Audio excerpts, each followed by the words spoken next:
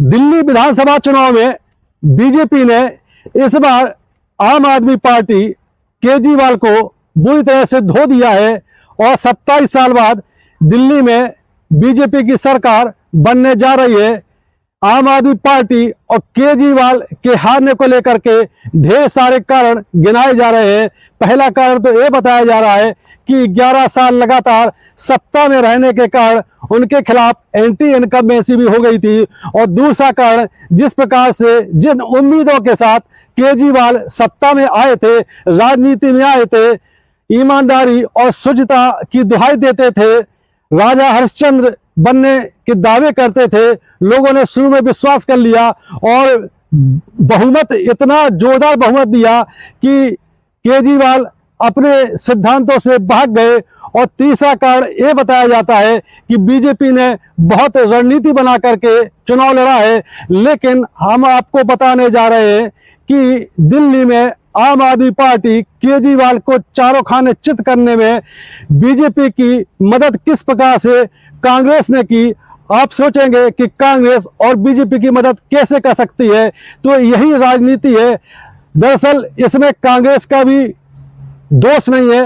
कांग्रेस ने आम आदमी पार्टी से केजरीवाल से गठबंधन करने की पूरी कोशिश की। इंडिया ब्लॉक में कांग्रेस के साथ अरविंद केजरीवाल लोकसभा चुनाव में मिलकर लड़े भी थे, लेकिन विधानसभा चुनाव के काफी दिन पहले से ही अरविंद केजरीवाल ने अकेले चुनाव लड़ने की घोषणा कर दी थी। कांग्रेस ने केजरीवाल को बहुत समझाया कि अकेले लड़ोगे तो नुकसान हो सकता है, लेकिन केजरीवाल को पूरा भरोसा था कि दिल्ली में आम आदमी पार्टी को कोई भी पार्टी हरा नहीं सकती है।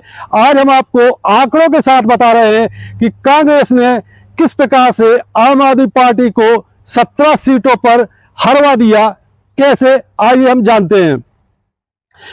दिल्ली में 17 ऐसी सीटें हैं विधानसभा की जिन पर जितने वोटों के अंतर से आम आदमी पार्टी का प्रत्याशी हारा, उससे कई गुना वोट लेकर के कांग्रेस का प्रत्याशी तीसरे नंबर पर रहा। इस मामले में अरविंद केजरीवाल की नई दिल्ली की सीट भी इसमें शामिल है।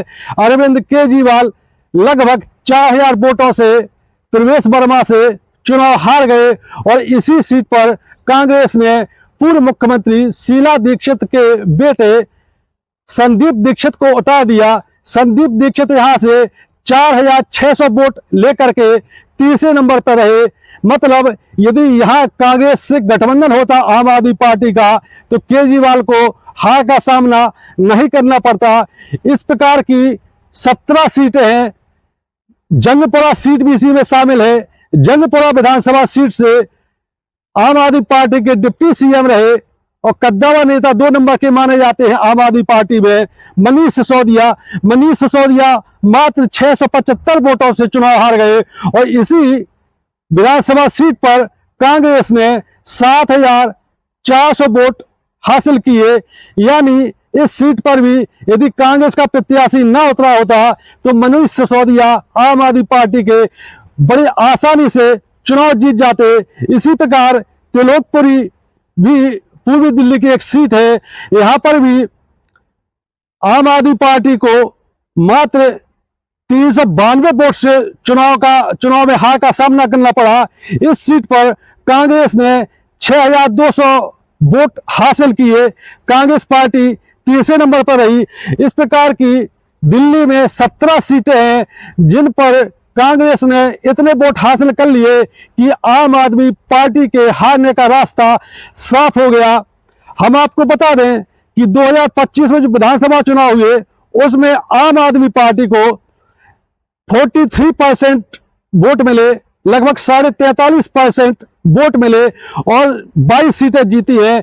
बीजेपी ने लगभग 46% वोट हासिल किए और 48 सीटों पर जीत हासिल कर ली है।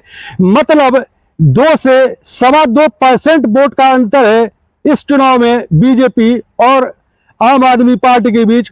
और कांग्रेस की जहां तक बात करें तो 2020 में जो विधानसभा चुनाव हुए थे उस समय कांग्रेस पार्टी को मात्र 4% वोट दिल्ली में एवरेज विधानसभा सीटों पर मिले थे। इस बार कांग्रेस ने बढ़त बनाते हुए 6.5% वोट हासिल कर लिए। मतलब जो 2.5% वोट कांग्रेस ने अपना बढ़ाया, वो आम आदमी पार्टी का वोट इनकी तरफ गया है। ये इसलिए और समझा जा सकता है कि इसके पहले जब 2013 विधानसभा चुनाव हुए थे, उस समय कांग्रेस पार्टी ठीक ठाक कंडीशन में थी और कांग्रेस पार्टी का सारा वोट बैंक आम आदमी पार्टी हथिया ले गई थी। यहां से कांग्रेस का पतन शुरू हुआ दिल्ली में, लेकिन उसका एक बेस बना हुआ है। उस बेस के कारण अरविंद केजरीवाल को चुनाव हारना पड़ा, खुद भी हारे और पार्टी भी बुरी तरह से हारी और कई कद्दावर नेता आम आदमी पार्टी के परास्त हुए, सिर्फ और सिर्फ कांग्रेस के कारण। हालांकि ये राजनीति है, कांग्रेस ने काफी कोशिश की थी अरविंद केजरीवाल से गठबंधन करने की। लोकसभा चुनाव में आम आदमी पार्टी ने इंडिया ब्लॉक कांग्रेस के नेतृत्व में चुनाव लड़ा, लेकिन केजरीवाल को इस बार उम्मीद थी कि दिल्ली में वो अपने दम पर ही फिर से किला फतह कर लेंगे, क्योंकि 2020 के चुनाव में अरविंद केजरीवाल इतना बड़ा बहुमत लेके आए थे विधानसभा में कि उनको इस सपने में भी ये नहीं सोच सकते थे कि इस बार के चुनाव में उनकी इतनी बड़ी बुरी गत होगी। सियासी हलकों में ये भी चर्चा है कि अरविंद केजरीवाल की राजनीति अरविंद केजरीवाल को ले डूबी। दरअसल शराब घोटाला मामले में जब अरविंद केजरीवाल, मनीष सिसोदिया और संजय सिंह जेल चले गए, उस समय ये पूरी संभावना बनी थी कि आम आदमी पार्टी बिखर जाएगी, टूट जाएगी। लेकिन लंबे अंतराल के बाद ये तीनों नेता बाहर आए। अरविंद केजरीवाल सबसे बाद में आए।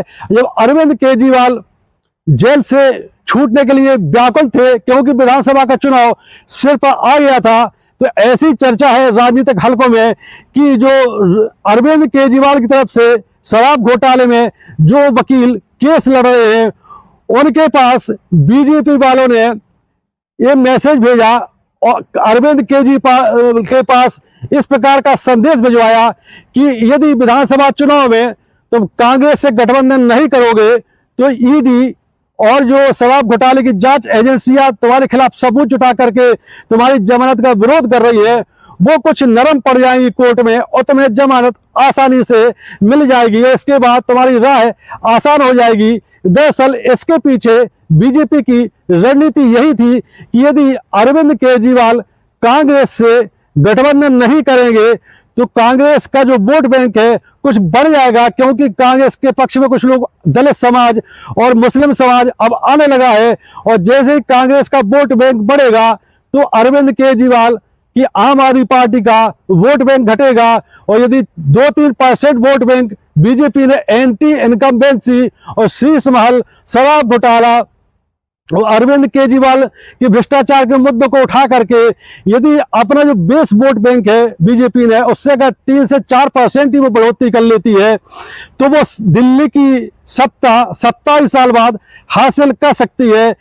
ऐसा बताया जाता है कि अरविंद केजरीवाल ने बीजेपी का ये अघोषित प्रस्ताव स्वीकार कर लिया और जेल से छूटने के बाद वो कांग्रेस से किनारा काटने लगे। किनारा इस हद तक काटा उन्होंने कि राहुल गांधी से और राष्ट्रीय अध्यक्ष मल्लिकार्जुन खड़गे से उन्होंने मुलाकात करना भी ठीक नहीं समझा।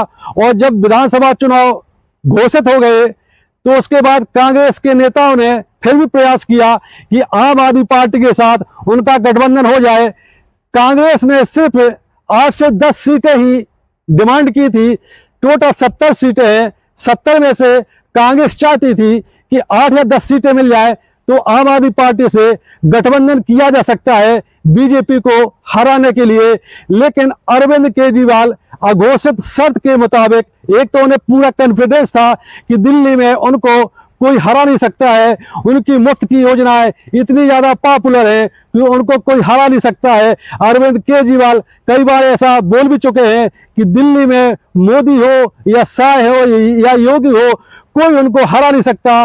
दिल्ली में आम आदमी पार्टी का एक छत्र राज है। यही मंसूबे पाले थे, यही अहंकार पाले हुए थे अरविंद केजरीवाल और आखिरकार इन्होंने कांग्रेस से गठबंधन नहीं किया। इसके बाद कांग्रेस ने भी राष्ट्रीय जो अध्यक्ष मल्लिकार्जुन खड़गे और राहुल गांधी ने तय कर लिया कि कि अब आम आदमी पार्टी को सबक सिखाया जाएगा। कांग्रेस ने उन सीटों पर, जिन सीटों पर आम आदमी पार्टी के मजबूत कद्दावर नेता खड़े हुए थे, वहां पर चुन चुन के अपने मजबूत प्रत्याशी उतारे और टारगेट एक ही था कि किसी प्रकार आम आदमी पार्टी को सबक सिखाना।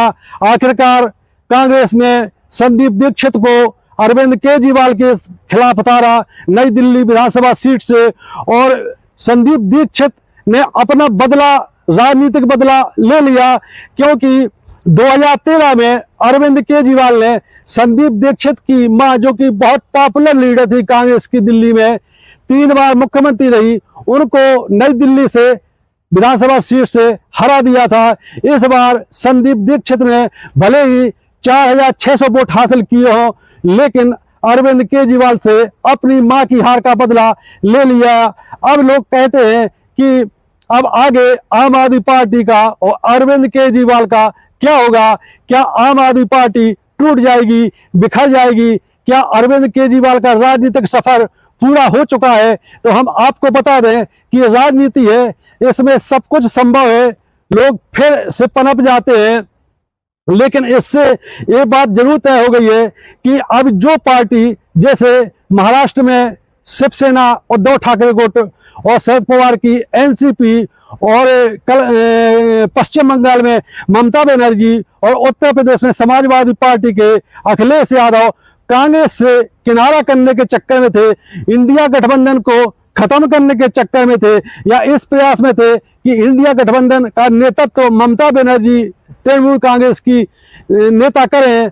अब ये तय मान के चलिए कि फिर से राजनीति इंडिया गठबंधन और एनडीए गठबंधन के बीच शुरू होगी। विपक्षी दलों को अब अच्छी तरह से समझ में आ गया है कि अगर बिखर के लड़ेंगे तो हारेंगे, यदि बीजेपी से लड़ना है तो एकजुट होकर के लड़ना पड़ेगा। इसका परिदृश्य आगे चल करके जो विधानसभा के चुनाव बिहार में होने वाले हैं उसमें दिखाई देगा। तो अब आम आदमी पार्टी के पास अब कोई रास्ता नहीं बचा है आगे चल के कांग्रेस के सामने सरेंडर करने के अलावा।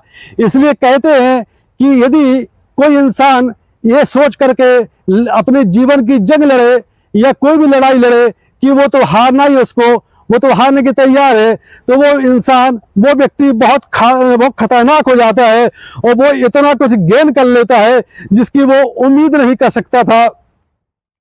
ये सियासी विश्लेषण आपको कैसा लगा? कमेंट में जाकर के आप कमेंट करें और हमारे चैनल को सब्सक्राइब करें। जय हिंद, जय भारत।